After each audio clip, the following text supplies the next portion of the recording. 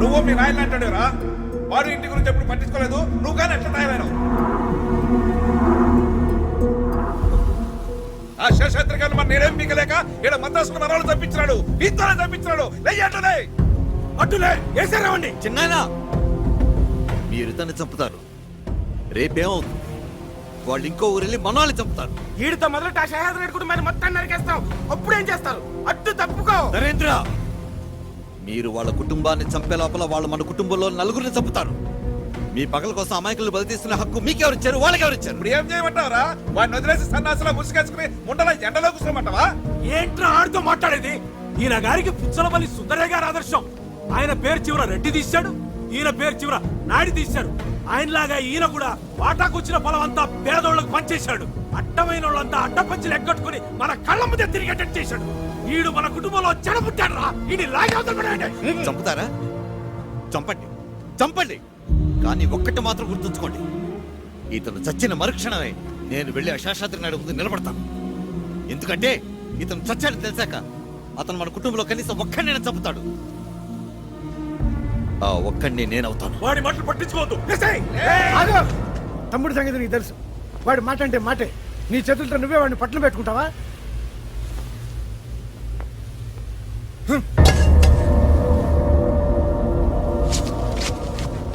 వెళ్ళు.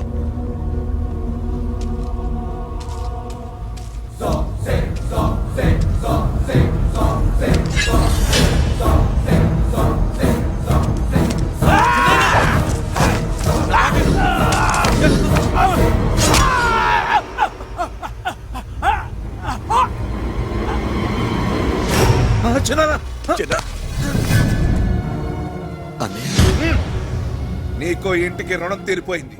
ఇంకెప్పుడు నీ ముఖం నాకు చూపించకు. వెళ్ళు. నాన్న, ఆ కుటుంబం నీదిరా. నా మీద కోపంతో వాళ్ళు నేనేమన్నా సరే నువ్వు పట్టించుకోవద్దు. ఆ ఇంటిని ఇప్పటికీ వదలొద్దురా. ఇది ఇది నా ఆఖరి కోరిక అనుకున్నా. అంతా నా వల్లే జరిగింది. మావయ్య వాళ్ళు ఎంత చెప్పినా వినట్లేదు. వాడికి ఏమన్నా అవుతుందో ఏమో. అక్క, బావకేం అవ్వదక్క. 20 మందిని కొట్టాడు, ఇంకా 20 మందిని కూడా కోమలు పంపగలడు. కానీ నా భయం అది కాదు.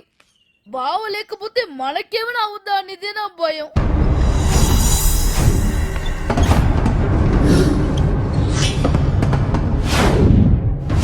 ఏ గాడెవరు నీకు అలవాడు?